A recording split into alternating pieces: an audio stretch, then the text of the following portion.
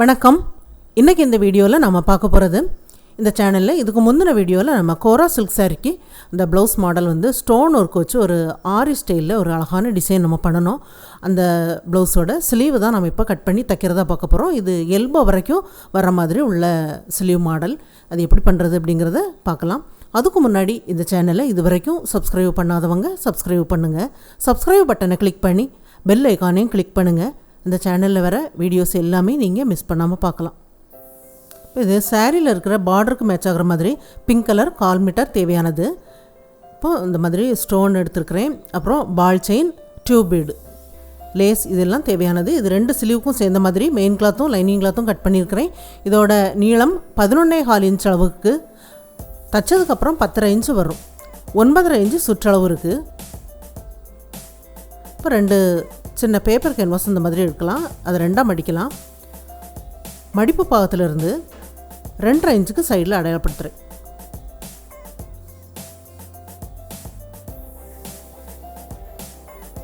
உயரம் 4 இன்ச்சுக்கு அடையாளப்படுத்துகிறேன்.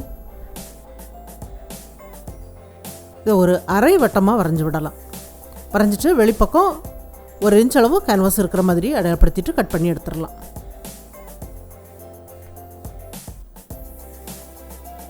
இப்போ இந்த பீஸ் நமக்கு அளவுக்காக தேவைப்படும். இது 2 பீஸ் இருக்குது. இப்போ இந்த பீஸ் நம்ம லைனிங் கிளாத்தில் வச்சு அயன் பண்ணணும். லைனிங் கிளாத்தை 2ஆக மடித்து சென்டரில் அடையாளப்படுத்தி விட்டுறலாம். அடையாளப்படுத்திட்டு உள்பக்கம் உள்ள பீஸ் வச்சுட்டு சைடில் உள்ள பீஸ் வச்சு அயன் பண்ணுங்கள். லைட்டாக அயன் பண்ணிவிட்டு உள்ளுக்குள்ளே பீஸ் எடுத்துகிட்டு நல்லா அயன் பண்ணி விட்டுருங்க. 2 ஸ்லீவுக்குமே அயன் பண்ணி முடிச்சாச்சு. இனி நம்ம தைக்கிறத பார்க்கலாம். இப்போ இந்த கேன்வாஸோட 2 பக்கமும் அதோட எட்ஜில் தைச்சி விட்டுருங்க.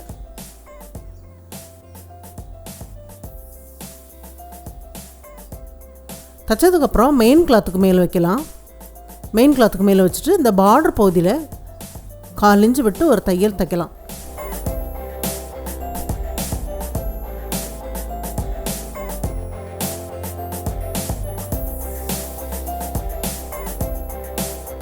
தைச்சதுக்கப்புறம் இந்த சைடில் அதே மாதிரி கேன்வாஸுக்கு உள்பக்கமாக, கேன்வாஸில் தையல் படாமல் கேன்வாஸுக்கு உள்பக்கமாக ஜாயிண்ட் ஆக்குங்க.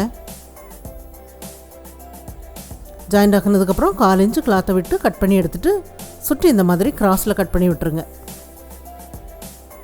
கட் பண்ணி விட்டுட்டு இதை அப்படியே நம்ம உள்பக்கமாக கையை விட்டு இப்படி திருப்பி எடுத்துடலாம். நல்லா திருப்பி எடுத்துகிட்டு அந்த பார்டர் பகுதி மேலே எல்லாமே நல்லா தேய்ச்சி விட்டுருங்க. தேய்ச்சி விட்டுட்டு இப்போ இந்த பார்டர் பகுதியில் அதோட எட்ஜில் ஒரு தையல் தைச்சி விட்டுடலாம்.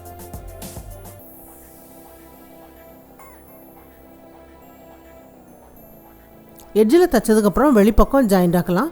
வெளிப்பக்கம் ஜாயிண்ட் ஆக்கும்போது நம்ம அது உள்பக்கம் வளைவாக கட் பண்ணியிருக்கோம் பாருங்கள், அந்த பகுதிக்கும் சேர்ந்த மாதிரி அதோட எட்ஜில் ஜாயிண்ட் ஆக்கி விட்டுருங்க.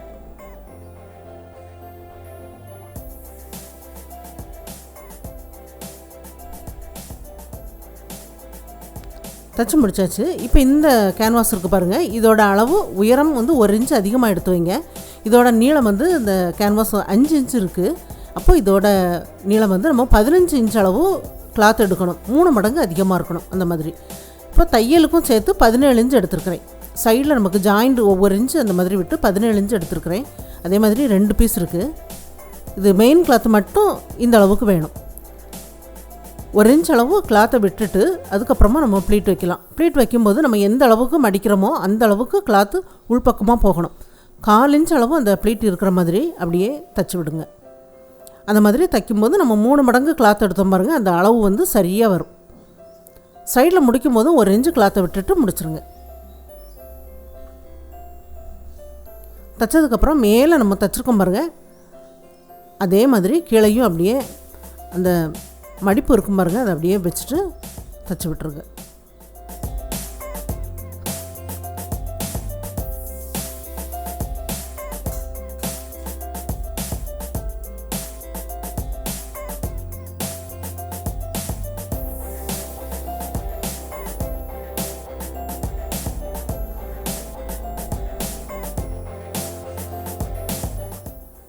தைச்சி முடிச்சாச்சு. இப்போ இந்த அளவுக்கு ஒரு லைனிங் கிளாத் எடுக்கலாம். லைனிங் கிளாத் எடுத்து 2 பீஸையும் சேர்ந்த மாதிரி ஜாயிண்ட் ஆக்கிடலாம். இப்போ நம்ம ப்ளீட் வச்சுருக்கிறது மெயின் கிளாத்தில் மட்டும்தான் வச்சுருக்குறோம். லைனிங் கிளாத்து அப்படியே ப்ளீட் வைக்காமல் வச்சதுக்கப்புறம் அதே அளவுக்கு எடுத்து தைச்சிருக்கிறோம். இப்போ இந்த கேன்வாஸை வச்சுட்டு வெளிப்பக்கம் இந்த மாதிரி நேராக கட் பண்ணிடலாம். இந்த சைடில் அதோட அளவுக்கு அடையாளப்படுத்தி விட்டுறலாம். இதுக்கு வெளிப்பக்கம் உள்ள பீஸ் தான் வச்சு நம்ம அந்த ஸ்லீவோட பகுதியில் ஜாயிண்ட் ஆக்கியிருக்கிறோம். அப்போ இந்த நம்ம வரைஞ்சிருக்கோம் பாருங்கள், இந்த அளவு வந்து அதில் ஜாயிண்ட் ஆக்கும்போது சரியான அளவுக்கு வரும். அடையாளப்படுத்தியிருக்கிற லைன் தெரியுது பாருங்கள், அந்த லைனில் வச்சு அப்படியே ஜாயிண்ட் ஆக்கிருங்க.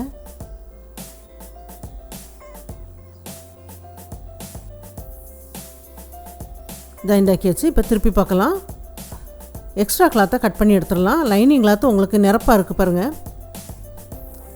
இப்போ இதுக்கு வெளிப்பக்கம் 1 ஃபுட் அளவுக்கு இன்னொரு தையல் தைச்சி ஜாயிண்ட் ஆக்கிடுங்க. ஏன்னா ஜாயிண்ட் பகுதியில் 2 தையல் எப்போதுமே இருக்கணும். தைச்சி முடிச்சாச்சு. 2 ஸ்லீவுமே தைச்சி முடிச்சாச்சு. இது 2ஆக மடிக்கலாம். கரெக்டாக 2ஆக மடிச்சிருங்க. அந்த டிசைன் பகுதியில் மடிச்சுட்டு சென்டரில் அடையாளப்படுத்தி விட்டுருங்க. டிசைனுக்கு நேராக சென்டரில் நான் அடையாளப்படுத்தியிருக்கிறேன். இதில் ஒரு லைன் போட்டுடலாம். லைன் போட்டுட்டு இந்த லைனுக்கு வெளிப்பக்கம் 1.25 இன்ச்சுக்கு அடையாளப்படுத்துகிறேன்.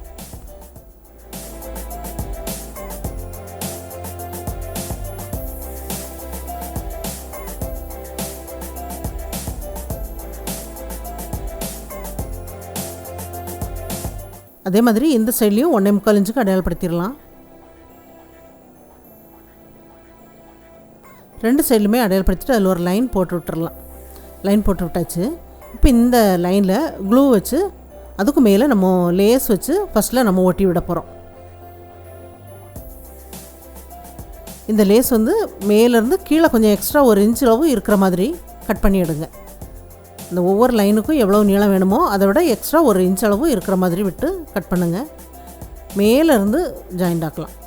அதை அப்படியே வச்சு நல்லா ஒட்டி விட்டுருங்க. ஃபஸ்ட்டில் இந்த 3 லைனுக்கும் நம்ம தைச்சதுக்கப்புறம் தான் அந்த டிசைன் பகுதியில் வளைவாக உள்ள பகுதியில் இந்த லேஸ் வச்சு நம்ம ஜாயிண்ட் ஆக்கணும். அந்த மாதிரி ஜாயிண்ட் ஆக்கும்போது இதோட எண்டு வந்து நம்ம ரெண்டாவதாக அந்த வளைவாக ஜாயிண்ட் ஆக்கிற பகுதிக்கு உள்பக்கமாக போகும். கீழே நம்ம எக்ஸ்ட்ரா விட்டுருக்கிறது நம்ம லாஸ்ட்டில் அதை மடித்து கைத்தையல் போட்டு ஜாயிண்ட் ஆக்கணும். இப்போ இந்த சைடில் அதே மாதிரி க்ளூ வச்சு அதுக்கு மேலே நம்ம அந்த லேஸ் வச்சு தைச்சதுக்கப்புறம் அந்த பால் செயின் எல்லாமே வைக்கலாம்.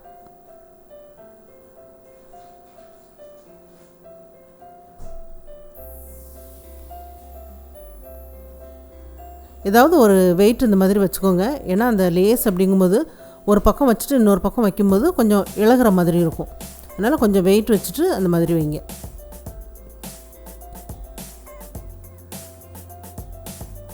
இப்போ இதுக்கு வெளிப்பக்கம் பால் செயின் வைக்கிறதுக்காக ஒரு 5 நிமிஷம் அது ட்ரை ஆனதுக்கப்புறம் இது எல்லாமே நீங்கள் வைங்க. 2 சைட்லேயும் இதில் பால் செயின் வைக்கிறதுக்காக இந்த க்ளூ வைக்கிறேன். இப்போ இதோட நீளத்துக்கு அந்த பால் செயின் கட் பண்ணி வச்சுருங்க. ஒவ்வொரு பகுதிக்கும் எவ்வளவு நீளம் வேணும் அப்படிங்கிறத ஃபஸ்ட்டில் நீங்கள் பார்த்துட்டு அதை கட் பண்ணி வைங்க. ஒரு சைடு வச்சு முடிச்சாச்சு. இன்னொரு சைடும் அதே மாதிரி வச்சிடலாம்.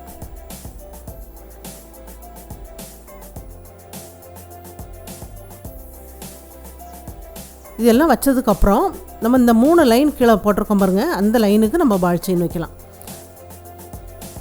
இப்போ அந்த லேஸ் வந்து அந்த எண்டு நமக்கு உள்பக்கமாக போய் அது வந்து பிரிஞ்சு வராமல் இருக்கிறதுக்காக நம்ம ஃபஸ்ட்லேயே நம்ம அந்த லேஸ் வச்சுட்டு அதுக்கப்புறமா இதில் பால் செயின் வைக்கிறோம்.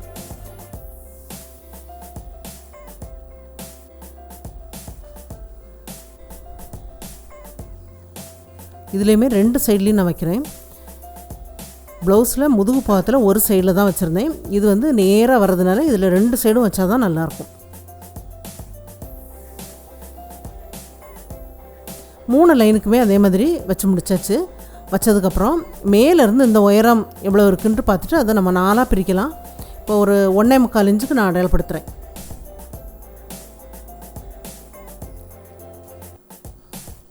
உங்கள் ஸ்லீவோட நீளத்துக்கு தகுந்த மாதிரி இன்னும் நீளமாக இருந்தது அப்படின்னா ஒரு 5 பகுதியாக நீங்கள் பிரிங்க. இதில் எல்லாமே க்ளூ வச்சுட்டு இதில் பால் செயின் மட்டும் 2 லைன் வைக்கிறேன். அதுக்கு தகுந்த மாதிரி கட் பண்ணி விட்டுட்டு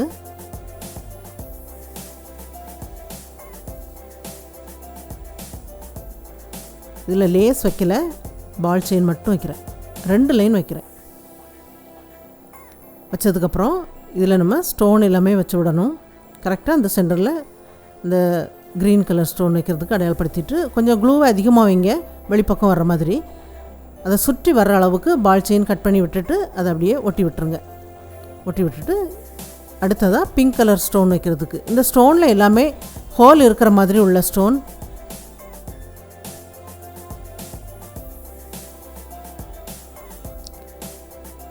இது எல்லாமே ஒட்டி முடிச்சுட்டு அதுக்கப்புறமா இந்த ஸ்டோனுக்கு இடைப்பட்ட பகுதியில் அந்த டியூப் பீடு வச்சு நம்ம கைனால் தச்சு விடணும். எல்லா பகுதியிலையுமே கைனால் நீங்கள் அந்த ஸ்டோனில் எல்லாமே தச்சு விட்டுருங்க. இந்த லேஸ் வந்து நம்ம அடிப்பக்கமாக கைத்தையல் போட்டு முடிச்சிருக்கிறேன். இந்த கைனால் தைக்கிறது எல்லாமே இதுக்கு முந்தின வீடியோவில் அந்த முதுகு பாகத்தில் எப்படி தைக்கணும் அப்படிங்கிறது அந்த டியூப் பீடு எல்லாமே தைக்கிற வீடியோ இருக்குது. நீங்கள் அதை பார்த்தாலும் உங்களுக்கு அது புரியும். எல்லா பகுதியிலையுமே நீங்கள் கைனால் தச்சு விட்டுருங்க. அந்த லேஸு அந்த பால் செயின்லாம் இன்னும் நான் கைனால் தைக்கலை, கீழே மட்டும் அந்த மடித்து தைக்கிற பகுதியில் தைச்சிருக்கிறேன். இது எல்லாமே தைச்சதுக்கப்புறம் நம்ம அந்த ப்ளவுஸோடு வச்சு ஜாயிண்ட் ஆக்கணும். கைத்தையெல்லாம் போட்டு முடிச்சுட்டு ஜாயிண்ட் ஆக்கணும் அப்படின்னா ரொம்ப வசதியாக இருக்கும். பாருங்கள், இது போடும்போது இந்த மாதிரி தான் இருக்கும். இந்த ஸ்லீவ் மாடல் வந்து ரொம்ப நல்லாயிருக்கு. அந்த ப்ளவுஸுக்கும் பொருந்துகிற மாதிரி பண்ணியிருக்கிறேன். ஆனால் இது கொஞ்சம் ரொம்ப ஃபேன்சியாகவும் இருக்குது. இந்த ஆரி ஒர்க் ஸ்டைல்லையே பண்ணியிருக்கிற அந்த ஸ்லீவ் டிசைனுக்கு இந்த மாடல் வந்து ரொம்ப பொருத்தமாக இருக்குது. இது எல்லாருக்கும் பிடிக்கும்னு நினைக்கிறேன். ட்ரை பண்ணி பாருங்கள். இந்த வீடியோ பார்த்ததுக்கு நன்றி. மேலும் வீடியோஸ் பார்க்க இந்த சேனலை மறக்காமல் சப்ஸ்கிரைப் பண்ணுங்கள்.